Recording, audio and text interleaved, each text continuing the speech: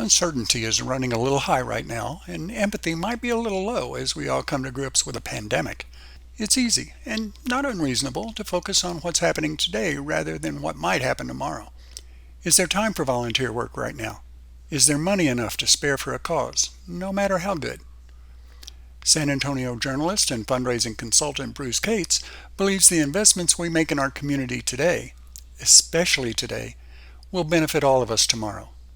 Welcome to BexarCast.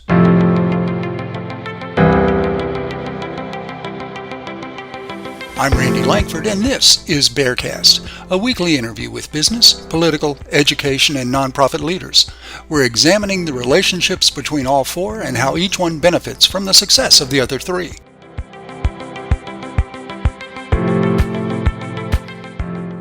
Bruce Cates is a 40-year media veteran with stints in both public and commercial television. He's worked as a reporter, anchor, producer, executive producer, and talk show host. He's also been the marketing director for Miller Beer and Santikos Theaters in San Antonio. He's produced and written several primetime television specials and documentaries. In 2017, while news director at San Antonio's PBS station KLRN, he won a Lone Star Emmy as executive producer of the documentary Rio Grande Rhapsody. Today, he's a communications strategist and fundraising consultant for several energy companies in San Antonio, as well as various nonprofit organizations. Bruce, thanks for joining me. I appreciate you being here. My pleasure. Wouldn't be anywhere else but here. It's always fun. I was going through your bio, your resume, and you've been everywhere. You just can't hold a job? What's the deal? Yeah, pretty much can't hold a job.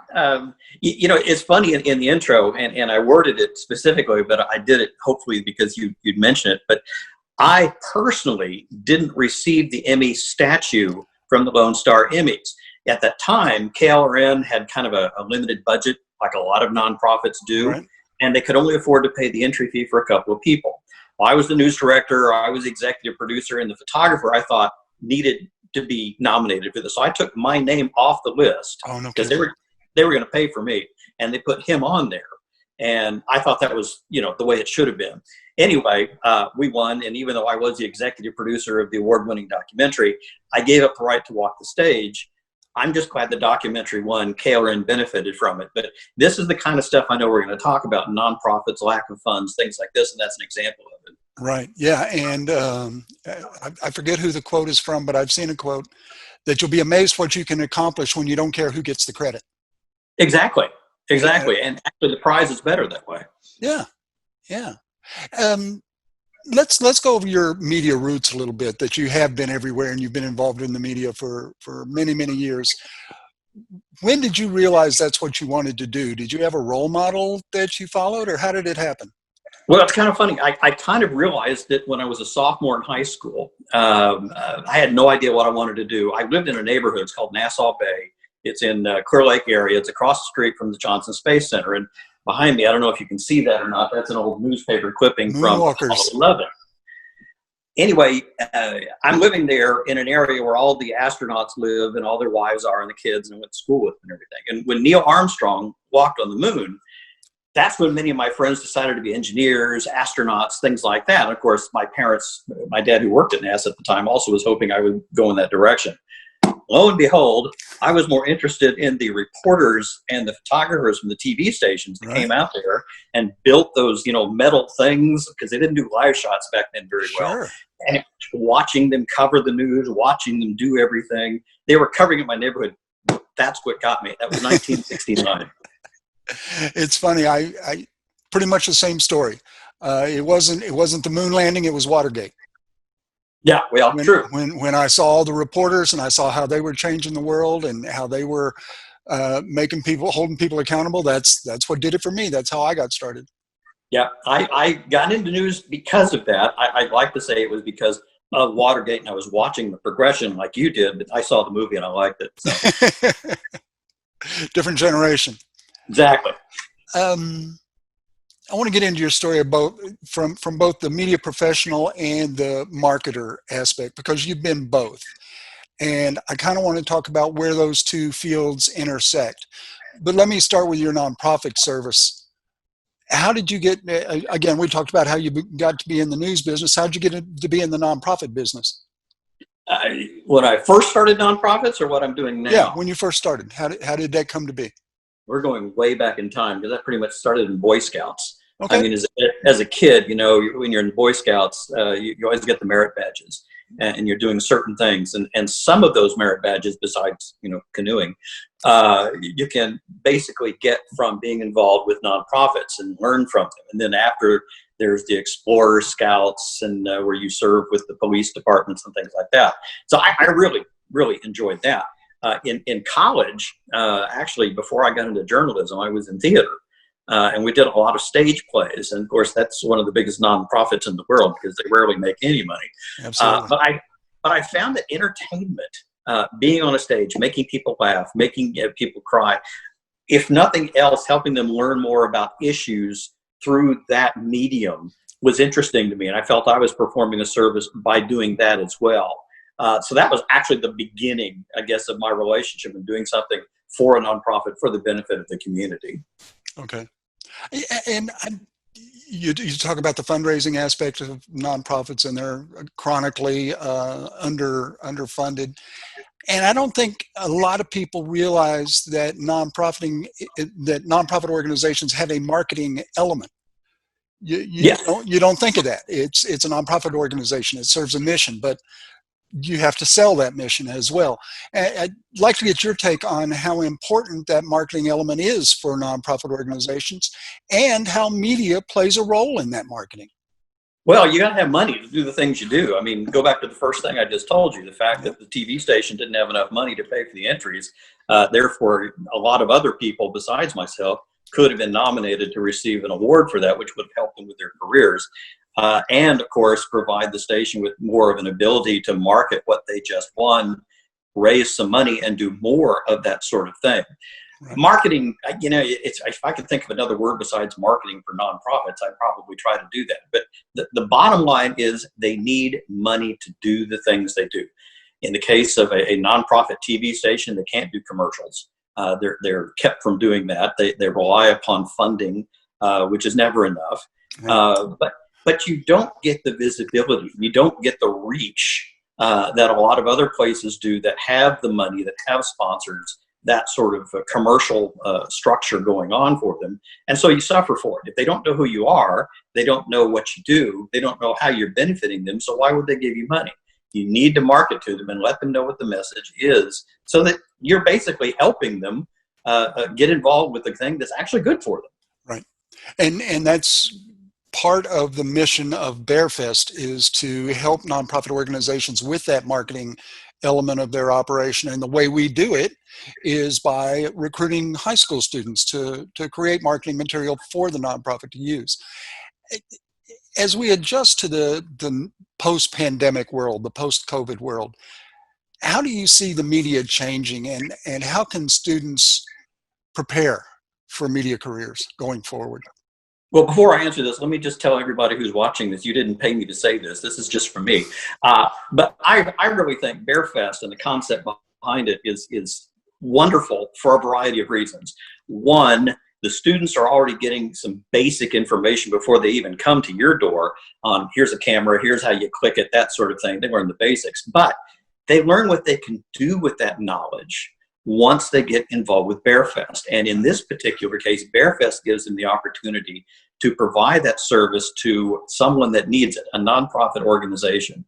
And you've already found over the years that you've done this, that there are so many nonprofits that need this type of visibility, this type of marketing. And that's good for them. But for the students, not only does it give them an opportunity to use what they've learned, to go out and apply that production knowledge, you've got them immersed in what the nonprofits do, what their mission is. They learn about that. They see firsthand what is going on with that nonprofit, with the people they serve. They see the impact that it's having on the community. And then it's up to them to use their skills and I guess the knowledge and the education that they've received from being involved with this project to put the right message out there in 2 or 3 or 4 minutes, whatever the final product ends up being. It goes a long way towards educating them, informing the public, and assisting the financial needs of the nonprofit. I should have written all that down. You're really good at that. Well, rewind. Yeah, glad I'm recording it so I can capture that. We talk about the media and basically how they cover things and how we see the media changing. The media is changing once they decided to get lazy, and you see this more in television news. When you see a story, you obviously want to hear both sides. But the way they cover it is they go to the scene, they talk to one person, what do you think? They look over here, they find somebody who has a different opinion. What do you think? They think the job is done. It's not. They haven't looked into what the root cause was of the situation. Basically, there's a lot of other things involved that they don't even take the time to figure it out. Right. So the media is changing from the point of view that they're going too fast. They're not asking the right questions. They're not applying the knowledge they should have of covering a story. Now, in production or in entertainment, the same thing applies. You can't just have a simplistic message. You have to tell the viewer basically all the elements that are involved, why this is important to them, why this is important to your neighbor, what impact is this sort of thing going to have. You have to go into that detail. If you don't, you're not doing the kind of service that you need to be doing. Right. Yeah, you talk about the lazy way of doing something. That's it. I'm always amused that there's more to writing than making a bulleted list. You're not just reciting facts. You're telling a story. Yeah, exactly. Absolutely. By the way, if I talk too fast, my wife tells me when I really get going, I start talking a mile a minute. So no, I'm right there with you. Feel free to slow me down. I'm right there with you. I get wound up too.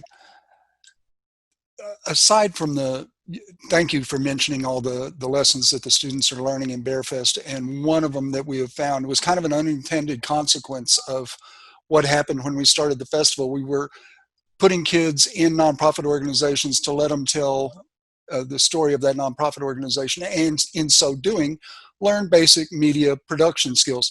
What we found is that they're also learning real world job skills like resource allocation and communications and time management that'll be applicable in any field. We understand most of these kids are not going to go into the media. Most of them are going to go somewhere else. And whether you're a doctor, lawyer, whatever field you choose, these skills are going to be usable. So it's time well spent. You've managed some pretty complex organizations during your career. Let me ask you how important those skills are in the workforce. You tell me.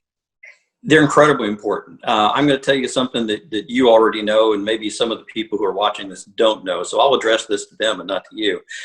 When you go to a TV station, when you go to any kind of job, no matter what it is, whether it's in the media or not, you need to learn as much about it as possible. Not just its message, but the role that everybody plays. I made it a point when I went to a TV station to be a photographer, to learn how the camera worked, to learn how you take care of it, the different filters, the way to shoot, don't shoot into the sun, when to get, how to get rid of all this stuff. And then from that, you learn how to edit. You go in there to say, okay, we have to put this in a certain order. You have to make it make sense. It's like writing a story. You edit the same way that you write with pen and paper, except that it's visual, and you have to tell the story that way. So you learn that. But then you also have to learn how to be a reporter, how to ask the questions. What questions do you need to understand about this? You have to open yourself up as a human being and say, okay, if I were just sitting here, what would I like to know about this? Reporter training is interesting, who, what, when, where, why, that sort of thing. But you also have to be a human being and take in the nuances of what's happening out there. So you have to learn all that. But then you've got the producer that also takes your stuff and turns it into a product that they put on their air and times it out. So I had to learn what it was like to be a producer. So I did that. So I learned photography, I learned reporting, I learned producing. I got into news management, did the executive producer thing, and then I got really stupid and became a news director, which is more of an administrative type of thing. Yeah. But I became, in my mind, a complete employee. Right. I knew what needed to be done from a variety of aspects, and that way I felt I could be more valuable to that organization. So if that's a nonprofit that I'm learning about, or a business, a law firm, or a supermarket, or wherever I go, if you learn more, the more you learn, the more important you are to yourself and to your employer and to the people there, because it's all about education. Absolutely. And I'm glad you make that point, because a lot of people, and justifiably so, a lot of people think of BexarCast as an arts organization, that we are giving kids a chance to create art. whether it's photography or graphics or music or video. And fair enough, we are. But to those of us who are managing the organization and running the operations, we see it more as an education organization, that we're training kids how to make that media. But we're also teaching them the value of service. By what we do is we immerse them in this nonprofit organization for months. This is not a short process. You're there for a while. And so you not only get to see what the nonprofit organization does, but you get to see why they do it and who they do it for and the end result of that, how it affects them. And I'd like you to get your thoughts on that connection between the art that the kids are producing and the education that they're receiving. Do those two go hand in hand? Is there a connection? Oh yeah, of course there is. And art, you're right. I mean, you're providing a service as an arts education. You're teaching them basically how to creatively take what they see and put it in terms that people will understand, respond to, and benefit from. So there's an art to doing television work. There's an art to doing basically anything in our lives. As far as education, that's what it's all about. That art is being used to educate. So everybody who is benefiting from this is a huge number of people, from the participants to the editors to the judges to the people who get to watch, and then of course the nonprofits. And what I think BexarCast is what we always used to call, and I guess still do since I'm not TV news anymore, is the internship process. We would bring aboard about 2 or 3 interns a year who, they'd taken some of the basics, but they needed to get immersed in what was going on. Unfortunately, there's never enough time. It's maybe for a semester, maybe 2 months, maybe a month and a half, and you bombard them with information. And quite frankly, most of the news directors out there will take an intern and teach them how to make coffee so that they can, provide that to everybody else. Day one. What BexarCast does is you're giving them a direction. They already kind of know how to work everything. They're together, but the immersion and the understanding of the nonprofits is more important than the technical work. They're getting that. They're learning that, but they're getting an education of what's happening in their community with these people. And you're right, they may not go into television. They may not go into artistic organizations. And if some of these nonprofits are lucky, they'll become part of that nonprofit, maybe even head it up one of these days because of the added knowledge they've got. Right. Another one of those unintended consequences, and this one was sort of intended, is when we put these kids in the nonprofit organization for this extended period of time, we're immersing them in what I call a culture of caring. So they are working cheek to jowl with people who are deeply immersed and deeply committed to what they're doing. And I'm a big believer that every adult is a role model, whether you want to be or not. You're a role model because kids are going to watch. They're going to see what you do, and they may or may not emulate it, but you need to be aware that they're watching. So when we put them in this situation where they're around these compassionate, caring, empathetic adults, the hope is that some of that will rub off on them, but at the very least, they'll see that it's okay. It's okay to be compassionate. It's okay to wear your heart on your sleeve. It's okay to care about puppies, and give them that grounding, and hopefully we can ignite a fire in them for the community service that burns for a lifetime. Some you do, some you don't. You were about to say something. I'll let you. Well, I was just going to, it's funny. I'm thinking there's never been a better time for someone to have empathy, to be able to feel, to be able to understand it than now. I mean, here we are in the throes of a virus that none of us really completely understand, except we know that, it's something that can hurt us. It's something that can kill us. And it's something that needs to be watched out for. And you see a lot of people reacting differently to this. There's anger out there. That there's compassion of a sort out there, but there's fear out there. And a lot of times we find that education can help overcome the fear.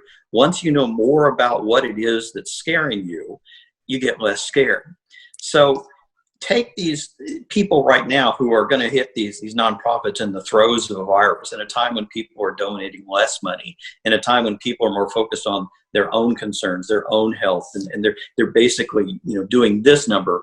All of a sudden now you're going to unleash all these high school students who are going to open themselves up, and they're going to find out how these nonprofits not just fare normally, but during this very interesting year that we're living in right now.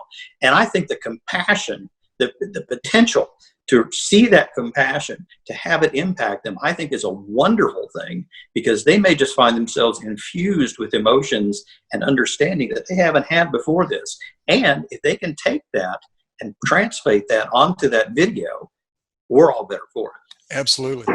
Absolutely. I'm always stricken by the job that the kids do when they participate in BearFest, because we give them a vague direction. Okay, you're going to be working with this nonprofit organization. What you do for them is up to you. There's the only required category in the whole festival is you have to make a video. Mm-hmm. You have the option to shoot photos and record music and create graphics. That's up to you. But all you got to do is shoot a video. And not only do they step up in the other categories that they want to participate in those other categories, but I've had teachers tell me that when the kids get paired with the nonprofit, it's pretty casual, pretty lighthearted. Oh, this will be fun. We get to work with puppies or whatever their mission is. But then when the kids actually go to the nonprofit and meet the people they're working with, it suddenly becomes much more serious. That they mature almost instantly. That this is not a game. This is not for fun. This is serious issues, and these people are really counting on us to help them. And by God, we will. The kids just accept it and step up and launch themselves into it with just remarkable energy. I'm always so proud of them. Two things come to mind. One, you're almost to the point, because you've been doing this for so many years, that it would be very interesting to see what has become of some of those kids who have gone through that process and what they're doing now. Yeah. And follow up with them and see what impact this has had on them. Also, I mean, you and I can talk about BearFest until our faces turn blue, but it would be nice to go back and get some video of behind the scenes work and show some of the things that you're talking about, that they go from the casual beginnings to the understandings to becoming more adult and mature. And for someone to be able to see that change in the young people, I think sends a message as well. Right. And it's always fun at the premiere when we do the big gala in the spring at the Tobin, when we show all the videos and make a big elaborate night of it. The kids come in excited because they've been in the process for months now. This is their payoff, so they're really fired up. They're raring to go. Their parents come in. I got to go to this thing for my kid. Some high school video thing. And then they walk into the Tobin and see how their children are being treated and the respect that the whole thing shows them. Then they see the work their kids have done and suddenly have a whole new understanding of their own children. I didn't know my daughter could do that. My own daughter made that video that made me cry. Yeah. And it's just remarkable to see how the parents walk in with this reluctant attitude and walk out on air, just on cloud nine. They're so impressed with their own kids. Boy, and hopefully those parents walk out, grab their checkbooks, and start sending money into the nonprofits too. Yeah. If we don't ring the cash register, then why are we here? Exactly. By the way, I just thought of something. You brought me on as kind of an expert, and as I'm looking at the picture right now, I'm giving myself way too much headroom. We'll fix it in post. Okay. That's the answer to everything. We'll fix it in post. There you go. Sound is bad, we'll fix it in post. Yeah. Wrong answer, we'll fix it in post. Different guess, we'll fix it in post. Yeah, right. Well, Bruce, thanks so much. I appreciate you taking the time and giving us your insight and your expertise. It's always welcome. Glad to see you. Thank you. Keep up the good work. I certainly will. Thank you. Be careful out there. You bet. Take care. All right. See you soon.